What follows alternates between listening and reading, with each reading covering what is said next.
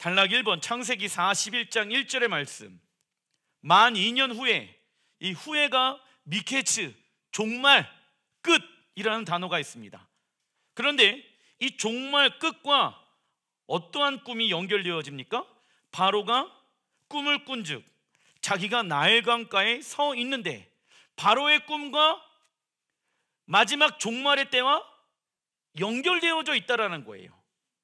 우선 이스라엘 백성들은 매년 하누카 기간에 하나님의 성전과 교회를 다시 봉헌하는 날에 미케츠 있습니다.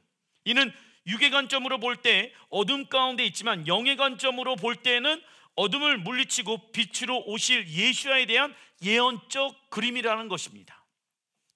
그리고 이번 주 토라 포션의 주제 미케츠의 어원은요, 케츠, 여름 실과이며 그 뜻은요, 적어놔 주십시오. 끝과 종말입니다. 목사님, 왜 여름 실과가 끝일까요? 자, 하나님의 시간표 가운데 새로운 연도의 시작은 어떠한 절기로부터 시작되어집니까? 가을 절기. 그래서 여름 실과가 추수가 되어야지 하나님의 새로운 날이 시작되어진다라는 거예요. 정리하고 가겠습니다. 2022년도의 끝은 겨울입니다. 이건 태양력이에요. 하나님의 달력으로 보았을 때의 끝은 여름입니다. 그래야지 가을 절기를 이루시기 위해 오실 예수야가 이 땅 가운데 오시는 것이죠.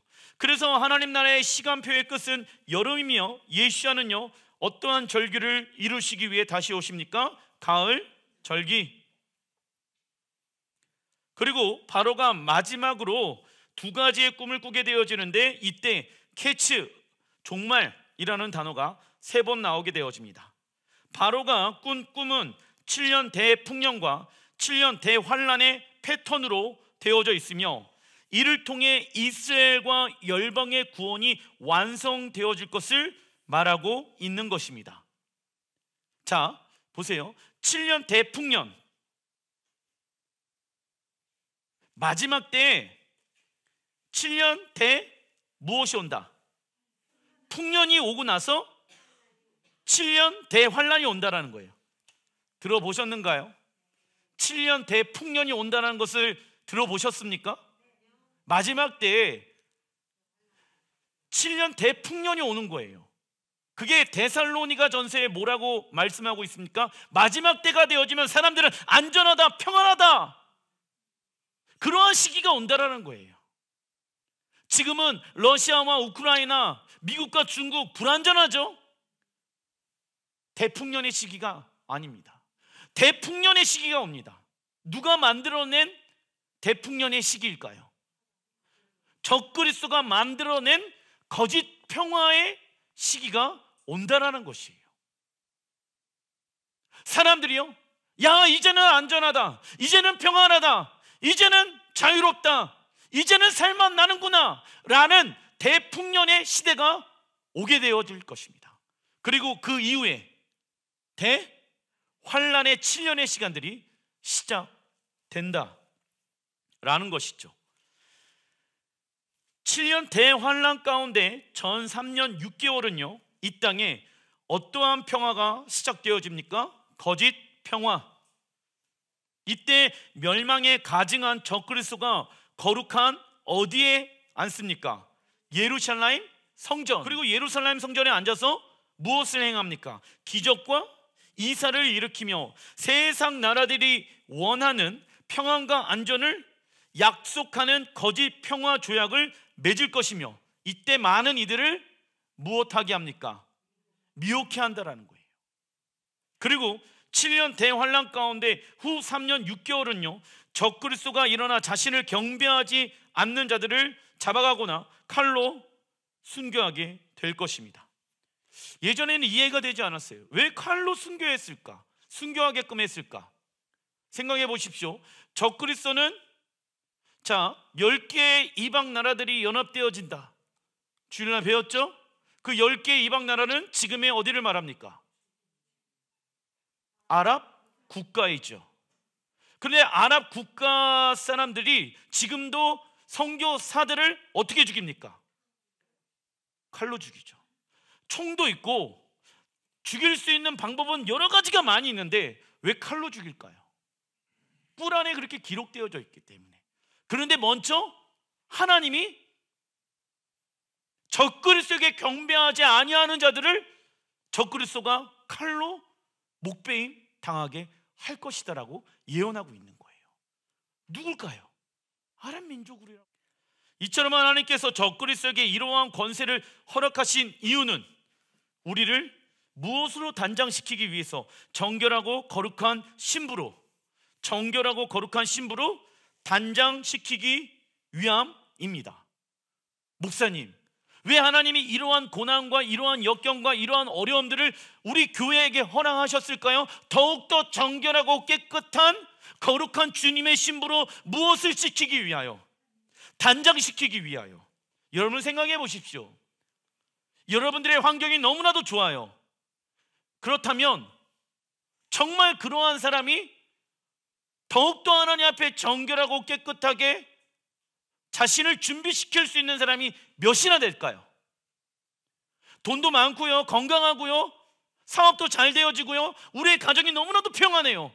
그러한 사람일수록 하나님 앞에 단장되어지기보다는 그 환경에 머물러 있게 될 것입니다.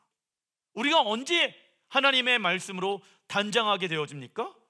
우리의 삶에 역경이 왔었을 때, 그때 돌파의 기름 부으심과 그 환경을 뛰어넘을 수 있는 놀라운 하나님의 능력과 위대함을 경험하게 되어진다는 거예요. 우리의 믿음의 성장은요, 그럴 때 일어나게 되어집니다.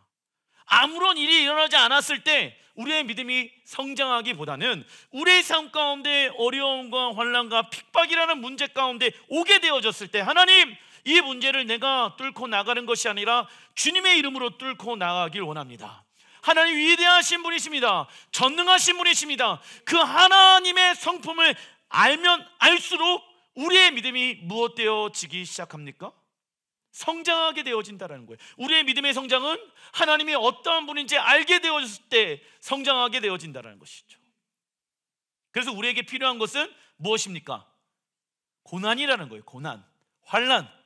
그 고난과 환난을 익숙하게 받아들이는 여러분들 되시길 주님의 이름으로 축원드립니다. 우리 살아있는 교회는 하나님께서 일하실 때까지 서두르지 아니하고 조급하게 나서지 말아야 하며 무엇으로 준비되어야 합니까? 인내로서 준비되어야 합니다. 인내. 이러한 바로의 꿈은요, 요셉의 꿈과 연결되어져 있습니다.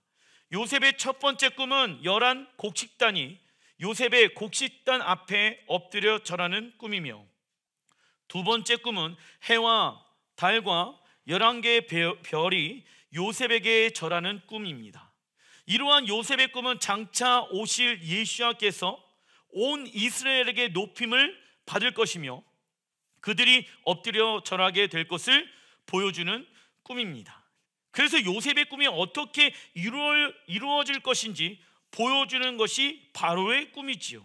7년 풍년이 지나가고 7년 기근이 시작되어짐으로 인해 요셉의 꿈처럼 형제들이 요셉 앞에 엎드리는 일이 일어납니다.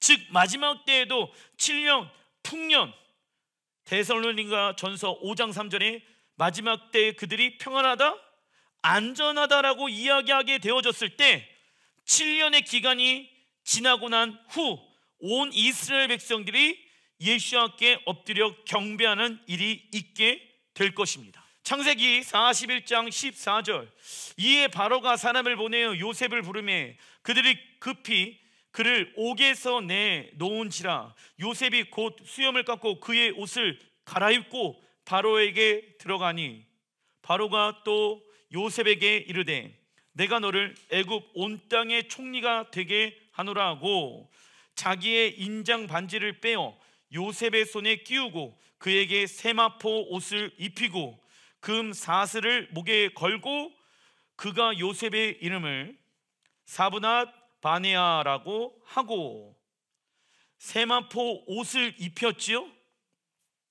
성경에서 옷은 권위와 하나님의 나라를 상징한다. 요셉은 아버지 야곱으로부터 채색 옷을 받았지만 형들의 시기로 인해 그 옷이 벗겨지게 되어집니다. 이는 무엇을 예표하는 모습입니까? 빌라도의 군사로 인해 예수와의 옷이 벗겨지는 모습을 연상할 수 있다.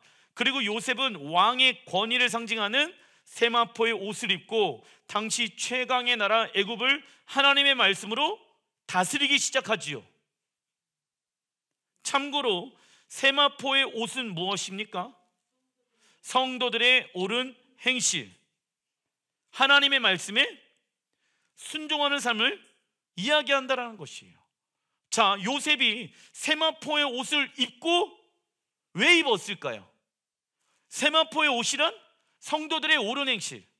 애굽 백성들이요, 성도들의 옳은 행실은 뭔지 아니?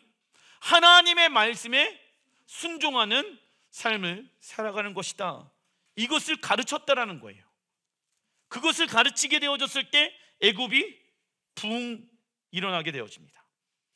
그래서 우리가 입게 될 세마포는요, 예수와를 사랑하는 마음과 순종으로 만들어져 가고 있다. 이 날을 위해 죄에 대한 유혹과 타협에 우리는 맞서 싸워야 하며, 세마포의 옷은 우리가 입고 싶다고 해서 입을 수 있는 옷이 아니라 하나님께서 신부인 우리에게 허락하셔야 우리가 입을 수가 있는 것입니다. 그래서 한 번 구원은 영원한 구원이 아니다. 내가 아무리 구원의 확신이 있다라고 하더라도 하나님이 우리를 구원의 완성 가운데 불러주셔야지, 즉 세마포의 옷을 입혀주셔야지 우리의 구원이 완성되어질 수 있다. 우리의 삶의 구원의 주도권은 우리에게 달려있는 것이 아니라 하나님께 달려있습니다. 우리가 구원을 받을 것인지 구원을 받지 못할 것인지 나에게 달려있는 것이 아니라 누구에게 달려있다? 하나님께. 그래서 우리는 그 구원이 완성되어질 때까지 거룩한 세마포의 옷을 입으며 성도들의 옳은 행실로 말씀에 순종하는 자가 되어야 하는 것이죠. 요셉은요, 사브낫 바네아라는 애굽의 이름을 얻게 되어집니다. 그 뜻은요, 적어놔 주십시오. 세상의 구원자. 그렇다면 그의 이름은 누구를 상징하는 것일까요? 예수와. 놀랍죠? 그러니까 요셉은요, 누구를 상징하는 인물이다? 세상을 구원할 예수와의 모습을 나타내는 사람이었다라는 거예요. 요셉은 바로에게 애굽을 다스리는 권세를 받았습니다. 이 모습은 예수와께서 하나님의 아들로서 모든 정권을 위임받은 모습과 동일한 모습인 것입니다. 그리고 요셉은 가장 낮은 곳에서 내려갔다가 다시 가장 높은 곳으로 올라가게 되며 이스라엘 형제들에게 먼저 높임을 받는 것이 아니라 어디에서부터? 세상 나라에서부터, 열방 교회에서부터 높임을 받기 시작합니다. 이는 이방인들이 먼저 예수와를 왕으로 영접하며 마지막 때에 유대인들이 예수와를 왕으로 영접할 것을 예표하고 있는 것입니다.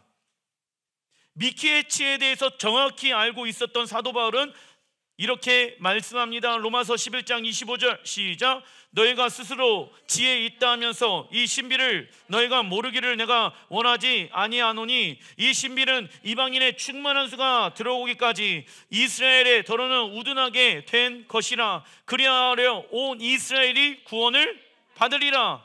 신비래요. 무엇이? 이방인의 충만한 수가 들어오기까지 이스라엘이 더러는 우둔하게 되어진 것이 무엇이라고 얘기하고 있습니까? 신비라는 거예요.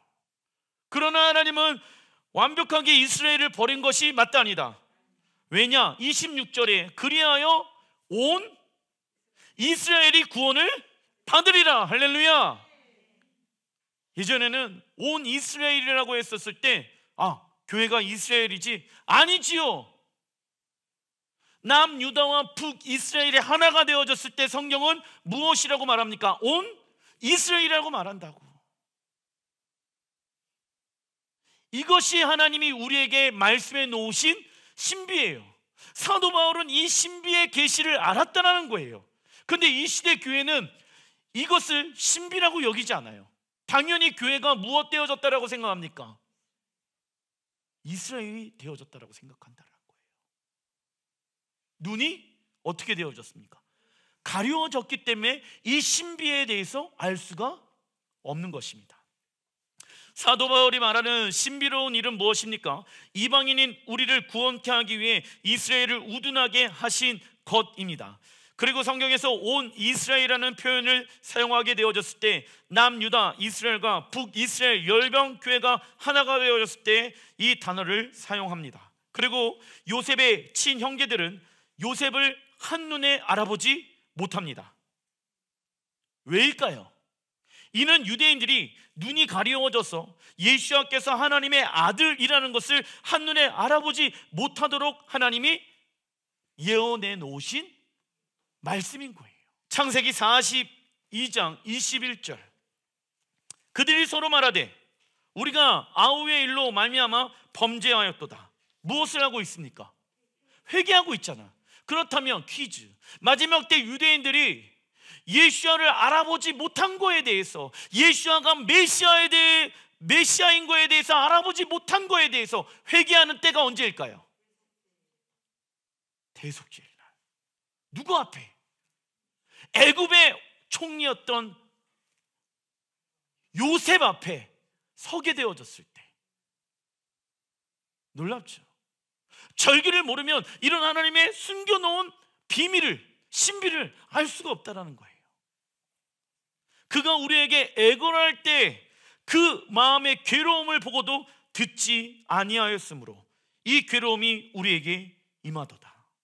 어려움에 처한 형제들이 과거에 요셉에게 행하였던 일들을 철저하게 그들이 회개하기 시작합니다. 이 모습은요, 현재 이스라엘 유대인들이 예수야를 거절하고 지난 2000년 동안 영적으로 죽음과 같은 시간을 보낸 유대인들의 모습을 보여주고 있는 것이라고 할 수 있지요. 그리고 형제의 대변인으로 누가 일어나게 되어집니까? 유다. 아니, 유다가 네 번째 아들인데 유다 말고도 그 위에 형들도 많고 동생도 많은데 왜 하필이면 유다가 일어날까요? 저번 주에 배웠죠? 유다는 요셉을 팔아 넘긴 후 너무 괴로워서 형제들을 떠나게 되어집니다. 그러나 하나님은 누구를 통하여? 다말 통하여서 메시아의 계보를 이어가는 지파로 유다를 회복시켜 놓으셨습니다. 이처럼 유다는 지금의 누구를 뜻합니까? 유대인. 놀랍죠? 이름도 바뀌지 않았어요. 그리고 마지막 때 유대인들은요, 요셉을 상징하는 예수야를 죽인 거에 대한 회개가 일어날 것입니다. 그래서 요셉은 형제들에게 자신의 모습을 드러내기 전에 한 가지 시험을 합니다. 그것은 요셉의 형제들이 라헬의 막내 아들 베냐민을 버릴 것인가, 아니면 살리는 일에 모든 것을 걸 것인가를 시험합니다. 즉 요셉은 형제들이 말로만 회개하는 것이 아니라 어떠한 모습을 보길 원하였을까요? 진짜 회개하는 모습. 그래서 시험하는 거예요, 요셉이. 마지막 때 유대인들이 정말 회개하였는가, 회개하지 않았는가, 어떠한 시험을 통하여서?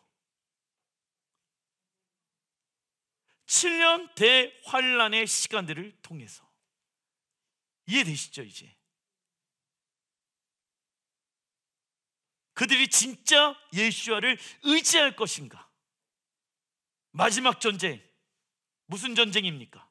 아마겟돈 전쟁이 일어나게 되어졌을 때, 그때 예수야를 정말로 나의 구세주로, 나의 메시아로 이스라엘 백성들이 영접할 것인가? 하나님이 마지막 시험을 하게 되어진다. 왜? 그들을 깨우기 위해서, 그들이 정금과 같이 하나님 앞에 나아가기 위해서, 이스라엘이 주님의 거룩한 신부로 단장시키기 위하여 하나님이 이 시간들을 허락해 놓으신 것입니다. 사도행전 26장 20절에 보게 되어지면 회개하고 하나님께로 돌아가서 회개에 합당한 일을 행하라. 성경에 말씀하고 있죠. 회개하고 나서 어떠한 일을 행하라? 회개에 합당한 일, 뭡니까? 회개에 합당한 일은 하나님의 말씀으로 돌이키는 것을 얘기하고 있는 건 아니겠습니까? 교회에 와서 눈물을 흘리며 죄를 고백하는 것만 머물러 있는 것이 아니라 진짜 회개는 우리는 하나님의 말씀으로 돌아가야 합니다. 진짜 회개를 한 유다는요, 자신의 담보물을 내어 놓은 행위, 자기 희생을 통하여 형제들이 연합되어지고 야곱과 요셉이 재회할 수 있도록 해 줍니다. 단락 2번, 이번 주 하프타라 말씀은 스가랴 2장 10절의 말씀입니다. 여호와의 말씀에 시온에 따라 노래하고 기뻐하라. 이는 내가 와서 내 가운데 머물 것임이니라. 하나님은 파괴되어진 예루살렘 성전이 다시 회복될 것이며 그곳에 하나님의 영광이 돌아오기 때문에 시온의 딸에게 노래하고 기뻐하라고 말씀하고 있습니다. 그렇다면 시온의 딸은 누구를 말하는 것일까요? 우선 사나의 장막은 어떠한 성전과 연결되어져 있습니까? 예루살렘 성전. 어떠한 말씀에 기록되어져 있습니까? 갈라디아서, 신약 성경에 기록되어져 있다는 거예요. 사라는 하나님의 전적인 은혜로 이삭을 얻게 되어지며 그녀는 어떠한 어머니가 되어집니까? 열방의 어머니가 되어집니다. 그래서 우리는 사라의 딸인 동시에 시온의 딸이 되어졌습니다. 그리고 사라의 딸, 믿음으로 구원받은 자는요, 무엇에 대한 사모함을 가지고 있어야 됩니까? 새 예루살렘 성전에 대한 사모함을 가지고 있어야 된다. 왜? 새 예루살렘은요, 여성형으로 기록되어져 있는데 왜 여성형으로 하나님은 기록하게 하셨을까요? 신랑 예수야를 담아야 할 집이기 때문에. 우리가 왜 새 예루살렘 성전을 구하고 사모하는 마음을 가지고 있어야 됩니까? 예수야는 새 예루살렘 성전의 신랑으로, 왕으로, 재판장으로 오실 것을 믿기 때문입니다. 저는요, 시간이 지나면 지날수록 열방의 교회들이 다 방향성이 이쪽으로 가야 한다라고 저는. 교회는요, 종말의 때를 위하여 준비되어야 합니다. 교회는요, 지금 사랑하고 있는 이 땅에서 복받고 문제 해결받고, 물론 그러한 것도 중요하지만 최종적인 교회의 목적지는 하나님의 나라에 있습니다. 그런데 교회가 어디로 가야 할지 모른다라고 하면은 방향성이 완벽하게 다른 길로 지금 가고 있다는 거예요. 애매모호한 천국, 우주의 어느 별, 이러한 천국은 성경에 존재하지 않고 있다는 거예요. 하나님은 우리의 아버지 되십니다. 그래서요, 하나님은 너무나도 구체적으로 우리가 어떠한 길로 나가야 할 것인지 어디에 기록하고 계십니까?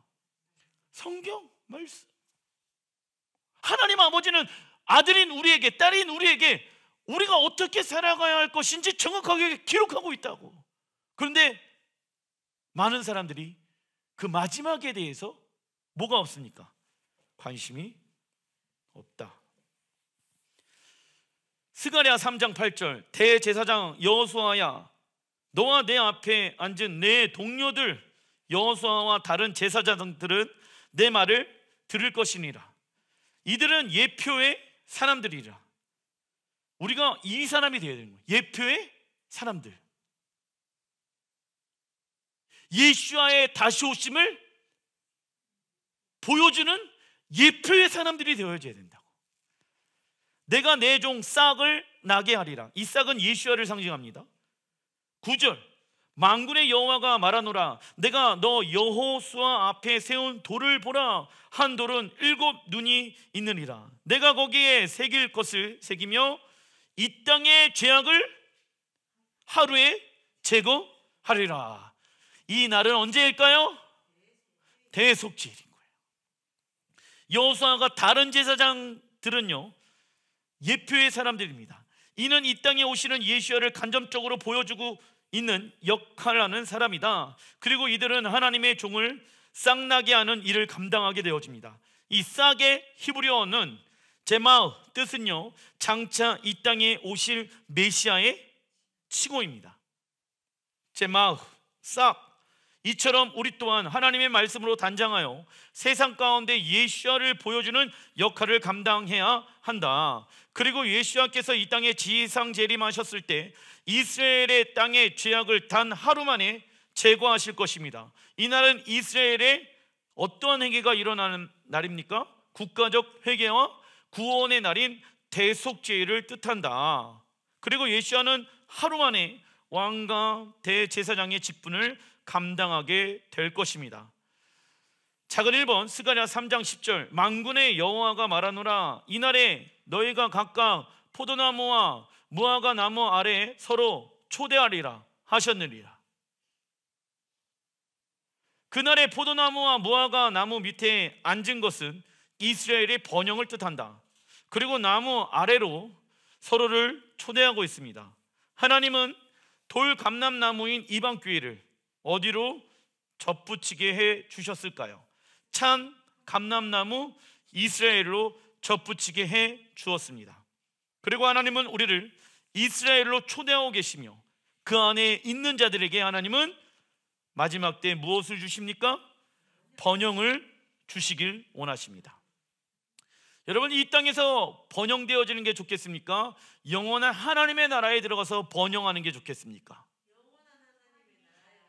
그러기 위해서 여러분들이 지금 심고 있는 것입니다. 그러나 이 땅에 번영하고 있는 사람들은요, 이 땅에 많은 부와 명예를 가지고 있는 사람은요, 그 부와 명예를 하나님의 나라를 위해 심지 아니할 것입니다. 누가 하나님의 나라와 영광을 위해 심는지 아십니까? 작은 것이든 큰 것이든 다 주님의 것입니다. 내가 이 땅에서 살아가는 목적과 이유는 하나님의 나라와 영광에 있습니다. 믿음으로 살아가는 자들이 장차 이 땅에 완성되어질 하나님의 나라를 위하여 심게 되어진다라는 것이죠. 돈이 있으면 심을 것 같죠? 아닙니다. 믿음으로 심는 것입니다. 중간 2번 스가랴 4장 2절, 그가 내게 묻되 내가 무엇을 보느냐? 내가 대답하되 내가 보니 순금 등잔대 메노라가 있는데 그 위에는 기름 그릇이 있고 또 그 기름 그릇 위에 7 등잔이 그 등잔대 곁에 2 감람나무가 있는데 하나는 그 기름 그릇 오른쪽에 있고 하나는 그 왼쪽에 있나이다 하고, 그가 내게 대답하여 이르되 여호와께서 스룹바벨에게 하신 말씀이 이러하니라. 만군의 여호와께서 말씀하시되, 읽어보겠습니다. 시작. 이는 힘으로 되지 아니하며 능력으로 되지 아니하고 오직 나의 영으로 되느니라. 아멘. 스가랴 선지자는 성전 성소에 있는 메노라의 환상을 보게 되어집니다. 참고로 메노라의 불이 켜지는 환상은요, 무엇에 대한 회복을 말합니까? 예루살렘 성전과 이스라엘의 회복을 말하는 것입니다. 그래서 여러분들 하누카 절기 때 하누키아를 키잖아요. 하누카의 뜻은 봉헌이잖아. 예. 꿈속에서 스룹바벨 왕이 메노라의 환상을 보게 되어지는 거예요. 무엇이 회복되어집니까? 하나님의 나라 이스라엘, 예루살렘 성전이 회복되어지는 것을 보게 되어집니다. 그러나 이 회복은요, 사람의 힘과 능력으로 되어지는 것이 아니라 무엇으로 되어지는 것입니까? 오직 하나님의 영. 적어놔 주십시오. 그렇다고 우리가 아무것도 안 합니까? 성령님이 알아서 하시기 때문에 중간 1번 스가랴 4장 7절, 스룹바벨에게 하나님 말씀하십니다. 큰 산하 장애물이 있었는데 경제적으로 위기였고 황폐함 가운데 있었습니다. 내가 무엇이냐? 내가 스룹바벨 앞에서 무엇이 되리라? 평지가 되리라. 무리가 외치기를 은총이 그에게 있을지어다. 뭐냐면 매일마다 성전 건축을 위해 하나님의 은혜를 외치는 거예요. 은총이 있을지어다. 스룹바벨이 할 수 있는 것은 지금 장애물들이 너무나도 많이 깔려 있어요. 평지가 될지어다. 외치기를 은총이 있을지어다. 사람들이 스룹바벨의 손에 다림줄이 있음을 보고, 다림줄의 역할은 뭡니까? 건물을 세워나가는 데 있어서 지금 기울어졌는지 올바르게 서 있는지 점검하는 줄이에요. 다림줄. 벽을 세우게 되어졌을 때, 성전을 세우게 되어졌을 때, 스룹바벨 왕은요, 다림줄을 붙잡을 때마다 자신의 삶을 무엇으로 비춰보기 시작하였습니까? 하나님의 말씀. 그리고 하나님께서 맡겨놓으신 일이 작을지라도 주인 의식을 가지고 열심히 공동체를 세워나갔습니다. 그러나 사단은 주변 사람들을 통하여 스룹바벨이 짓고 있는 성전이 솔로몬 성전에 비하면 너무나도 초라하고 부족하다고 속삭입니다. 아니, 대놓고 이야기합니다.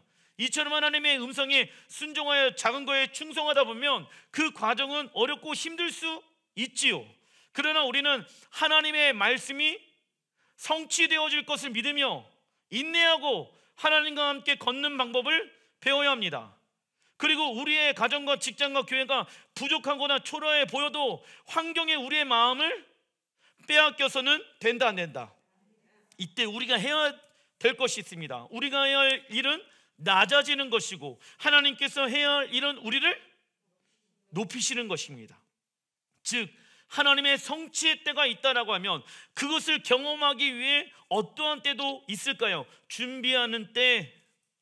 하나님의 성취의 때가 있다라고 하면은 이 하나님의 언약의 말씀을 순종하며 준비하는 때도 있다라는 것입니다. 그래서 하나님은 하나님의 사람들에게 먼저 언약을, 약속을 하시지요. 그리고 하나님의 사람들은 그 약속의 말씀에 순종하고 그 뜻을 이루어내기 위해 노력하기도 하고 기도하기도 하고 애를 씁니다. 그런데 우리는 그 과정 안에서 무엇을 발견하게 되어집니까? 우리의 자아의 연약함을 발견하게 되어집니다. 이때 우리는 십자가에서 어떠한 방법을 배우게 되어집니까? 죽는 방법, 우리의 자아를 죽이는 방법을 배우게 되어지며 다시금 약속의 말씀을 붙잡고 나아가는 부활의 방법도 배우게 되어지는 것입니다. 그리고 매일마다 무엇을 외쳐야 합니까? 은총이 우리에게 있을지어다. 작은 일에 날이라고 멸시하는 자가 누구냐? 자, 10절 읽어보겠습니다. 시작. 작은 일에 날이라고 멸시하는 자가 누구냐? 그 사람들은 큰 일을 하고 있는 거예요. 그러나 우리는 작은 일을 하고 있을 수도 있다라는 거예요. 여기에서 문제는 무엇이냐면 하나님은 지금 우리에게 작은 것을 주셨는데 자꾸 큰 것을 구하면 안 된다라는 거예요. 왜? 이것이 신실한, 우리를 향한 하나님의 신실한 계획이라는 거예요. 이 작은 것을 통하여서 내 자아를 십자가에 죽는 방법을 배워야 하며 그리고 다시 한번 하나님의 말씀을 붙잡고 부활의 능력을 경험하는 시간들을 우리는 가져야 한다라는 것입니다.